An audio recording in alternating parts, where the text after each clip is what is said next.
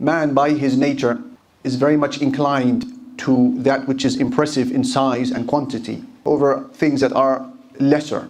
Similarly, man by his nature is inclined to the immediate, to the ajil, over the ajil, that which is delayed. وَكَانَ الْإِنسَانُ عَجُولًا. Man by his nature is hasty, Allah said. Therefore, because these tendencies are so strong to prefer the glamorous and to prefer the popular and to prefer the huge in quantity and to prefer what is immediate, now we have the tendency to make decisions that we later regret in this world and in the one to come. And so to help us, Allah subhanahu wa ta'ala has given us some tools to help us manage our thoughts, to make the correct decisions. When the whole world is saying something and popularizing something, we are able to see right through it for what is truly worth. Allah has given us a tool, and this is an ayah from Surah Al-Ma'idah, chapter 5 of the Quran, ayah 100, and this will be the focus of our khutbah this afternoon, where Allah Jalla Jalaluhu said, قُلْ لَا يَسْتَوِي الْخَبِيثُ وَالطَّيِّبُ. Say to the people, the khabith, the impure, and the pure, they are not equal. وَلَوْ أَعْجَبَكَ كَثْرَةُ الْخَبِيثِ. Even if you are impressed by the size of the impure. فَاتَّقُوا اللَّهَ يَا أُولِي الْأَلْبَابِ لَعَلَّكُمْ تُفْلِحُونَ. Allah said, so be mindful of Allah, O people of intelligence, so that you may be successful. This is a golden standard, مِعْيَارٌ ذَهَبِي, that Allah has gifted us with, that we can use when measuring beliefs, trends, popular matters, statements, dress code, financial opportunities. The principle says, the khabith, the impure and pure, they're not the same, though we may be impressed by the size of the impure and the opportunity that it brings with it. And we understand this concept in our day-to-day life. We value what is valuable even if it is small. And we don't like what is fake, even if it is huge in quantity. I may gift you a car full of iPhones, brand new iPhones, but if they are fake, they mean nothing to you. Yet I could offer you one iPhone that is genuine, and it would mean the world to you. Similarly, I could offer you a suitcase filled with medicine that you need. But if you find out that the medicine is fake, it's counterfeit, it would be rendered useless. Though I may offer you one tablet of medicine that is genuine, and it would mean the world to us. The impure and the pure, they are not the same, even though we may be impressed by the size of the impure. And to help us understand this principle and to train us to apply it in everyday life, I'm going to give you 4 examples, 4 lines of comparison, and I leave the rest to us, inshallah, to understand how to apply this principle. Line of comparison number 1. Comparing the life of a Muslim who pursues the hereafter and the rida, the pleasure of Allah Jalla Jalaluhu, and has made this his objective, against the one who cares not for any of this and lives life blind. Are they the same? Make the comparison according to the ayah and you will see they are not the same. Allah says, أَفَمَنْ يَعْلَمُ أَنَّمَا أُنزِلَ إِلَيْكَ مِنْ رَبِّكَ الْحَقُّ كَمَنْ هُوَ أَعْمَى.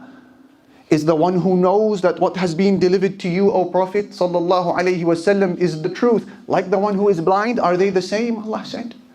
Allah asked, هل يستوي الأعمى والبصير? Is the blind similar to the one who can see? أم هل تستوي الظلمات والنور? Are the darknesses like the light? They are not the same. هل يستوي الذين يعلمون والذين لا يعلمون? Are the ones who know like the ones who don't know? They are not the same.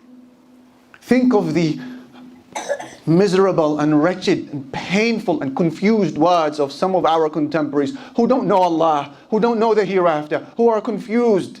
One of these poets from our contemporaries, known as Ilya Abu Madi, he says in a long couplet titled لست أدري, I don't know.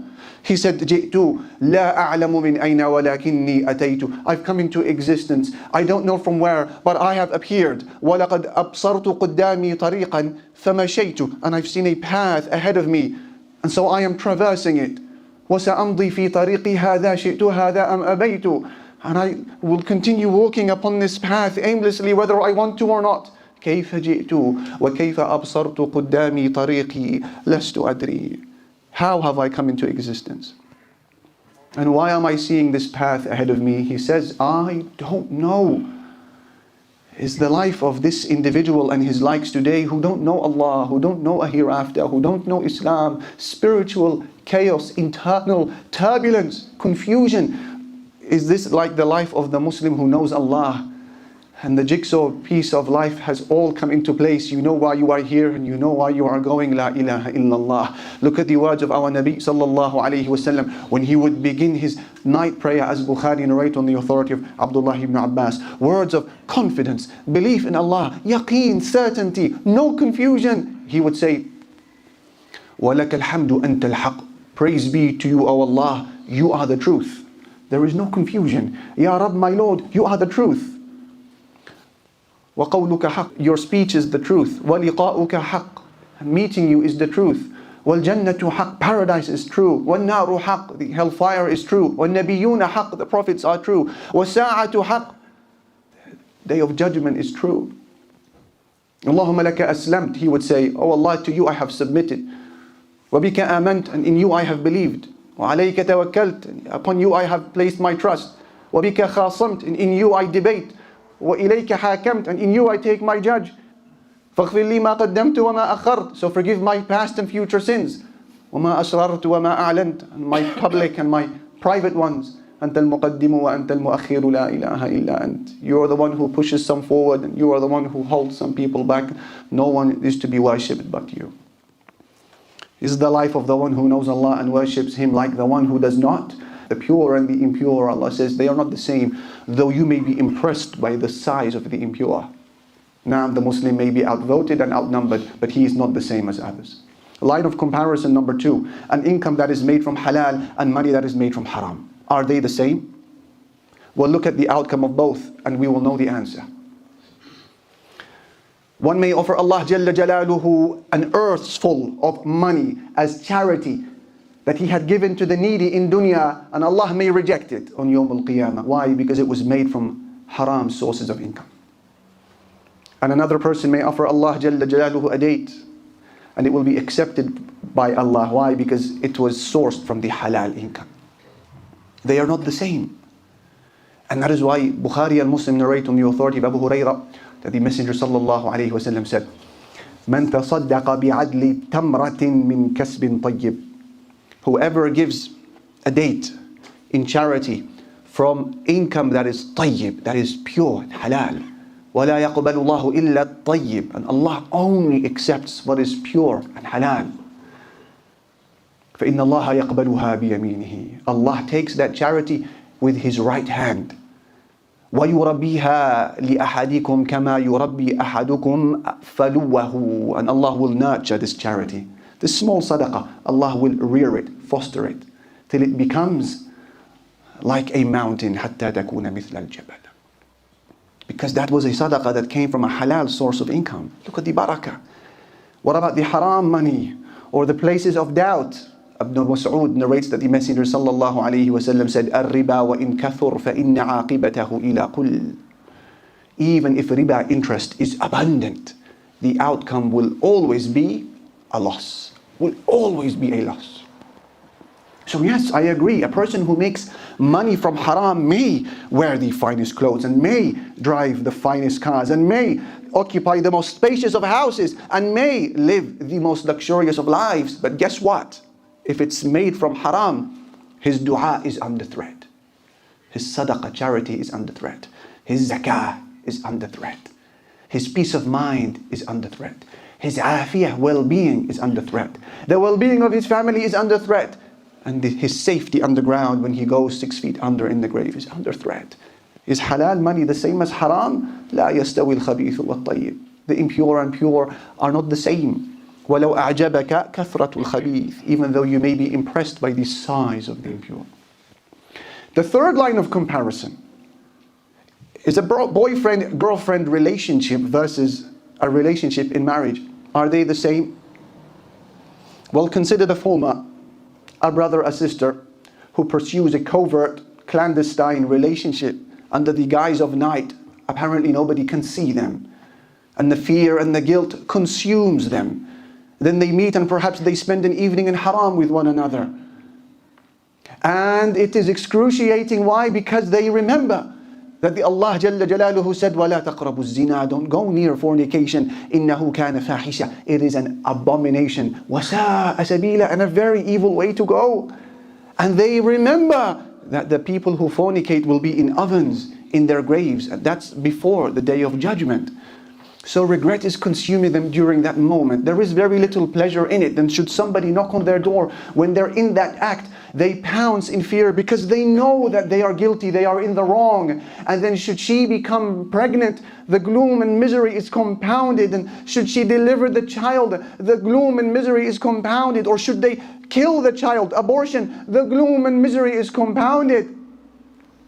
Is this the same as a brother or sister who patiently waits for marriage and restrains their hunger and their desire for the opposite gender through salah? They manage it through dhikr, through Quran, through good companionship, through time in the masjid, through lowering of the gaze, through fasting.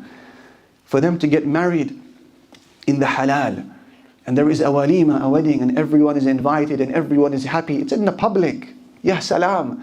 Then that evening, should they spend moments of intimacy with one another, their hearts are at peace. Why? وَفِي بُضْعِ أَحَدِكُمْ صَدَقَةً, because there is charity when you are with your spouse in the halal. Allahu Akbar. Then should someone knock on their door when they are in that moment, they're not afraid. They could respond, they can leave the door closed because they're not in the wrong. Then should she become pregnant, their happiness is compounded. Should she deliver, there is a aqiqah, the happiness is compounded.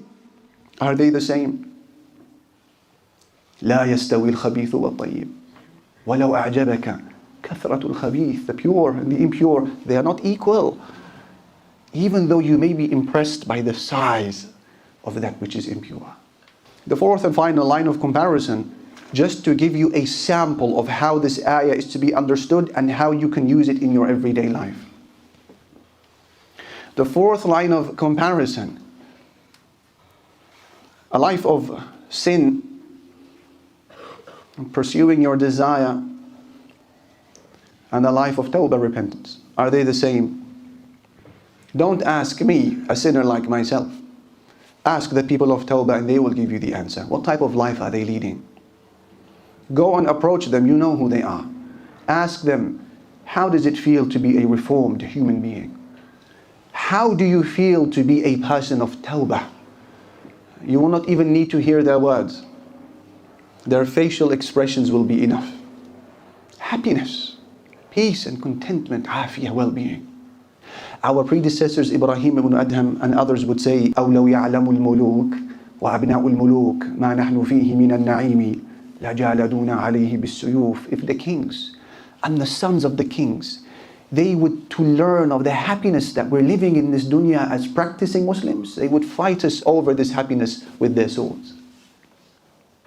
And others of our predecessors who would say, who experienced the joy of tawbah, they would say, إِنَّهُ لَيَمُرُّ بِي أَوْقَاتٍ أَقُولُ فِيهَا إِنْ كَانَ أَهْلُ الْجَنَّةِ فِي مِثْلِ هَذَا النَّعِيمِ إِنَّهُمْ لَفِي عَيْشٍ طَيِّبٍ.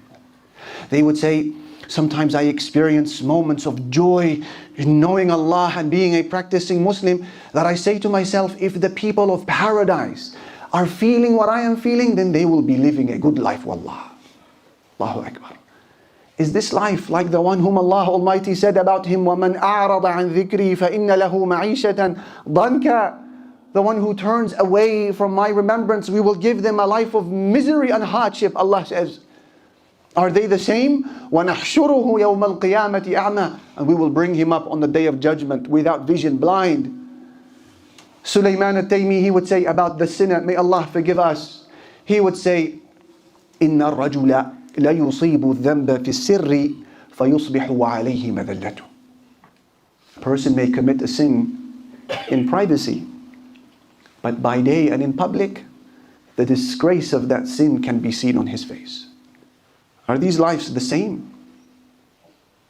أم حسب الذين اجترحوا السيئات أن نجعلهم كالذين آمنوا وعملوا الصالحات سواء محياهم ومماتهم ساء ما يحكمون. Allah asks, do those who commit sins think that we're going to make them like the people of Iman and they do good deeds, whether during their life or when they are dying? Do they think they're going to be the same? How evil is their judgment, Allah says. ساء ما يحكمون. So these were 4 lines of comparison I wanted to share with you, my brother, my sister, to show you examples of how this ayah, this principle of an ayah is to be used in our lives. Use it now yourself. And measure everything else that comes your way using it.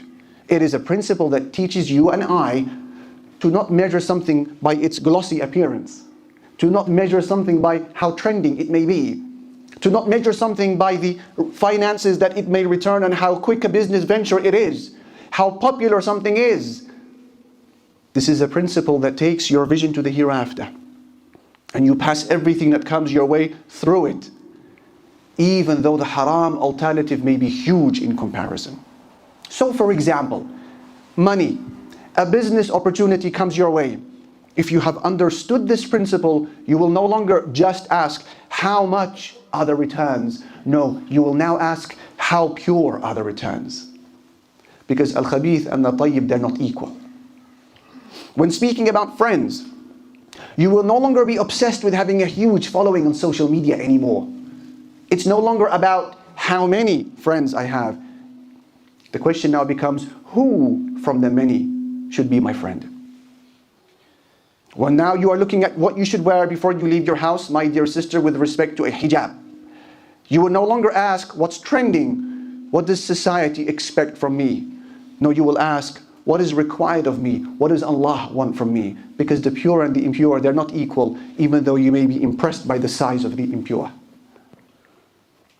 This is how we behave with this principle, dear brother, dear sister. And Allah Jalla Jalaluhu is shakur. He is appreciative. He gives thanks, He is grateful. Meaning, if you live a life where you are always choosing the tayyib, the pure, even though you have to make some sacrifices, Allah will fill your hands 3 times. The first time He will fill your hand is in dunya. He said, "Man amila salihan min dhakarin aw untha." Whoever works good deeds, whether male or female, وَهُوَ مُؤْمِن, whilst being a believer, فَلَنُحْيِيَنَّهُ حَيَاةً طَيِّبَةً, will give them a good life, a tayyib life, a happy, wholesome life. Because you chose what is tayyib, so Allah gives you a life that is tayyib. He will fill your hands a second time, and that is when your soul is leaving your body. That terrifying moment, Allah said, الَّذِينَ تَتَوَفَّاهُمُ الْمَلَائِكَةُ طَيِّبِينَ. They are those whom the angels claim their souls in a tayyib, pure, good state. The angels will reassure them, Salamun alaykum, peace be upon you, you're safe. Enter paradise because of what you used to do. And the third time you will fill your hands is on the day of judgment. What happens there for the people who chose the tayyib, even though they had to make sacrifices? Allah said, وَعَدَ اللَّهُ الْمُؤْمِنِينَ وَالْمُؤْمِنَاتِ. Allah has promised the believing men and the believing women, جَنَّاتٍ تَجْرِي مِن تَحْتِهَا الْأَنْهَارِ, gardens beneath which rivers are flowing. وَمَسَاكِنَ طَيِّبَةً, and mansions that are tayyibah, mansions that are lofty, mansions that are pure and wholesome and rich. فِي جَنَّاتِ عَدٍ, in gardens of perpetual residence. وَرِضْوَانٌ مِّنَ اللَّهِ أَكْبَرُ, but the pleasure of Allah is greater than all of this. ذَلِكَ هُوَ الْفَوْزُ الْعَظِيمُ, that is the supreme success. Brothers and sisters, I have explained to you the meaning of this ayah. I have shown you 4 lines of comparison about how it is to be used, and now the tool is in your hands to measure everything else that comes your life. And I understand that it is difficult sometimes to see through the appeal of the haram, to see through the trendy nature of what is impermissible, to see through the glittery veneer of the impermissible, because it is so popular and everyone is speaking about it, and it can give you a quick return, and it is available in the evenings, it is everywhere. It requires hikmah, it requires wisdom, it requires tawfiq from Allah. And that's why the ayah is concluded with فَاتَّقُوا اللَّهِ, be mindful of Allah. يَا أُولِي الْأَلْبَابِ, O people of intelligence, لَعَلَّكُمْ تُفْلِحُونَ, so that you may be successful.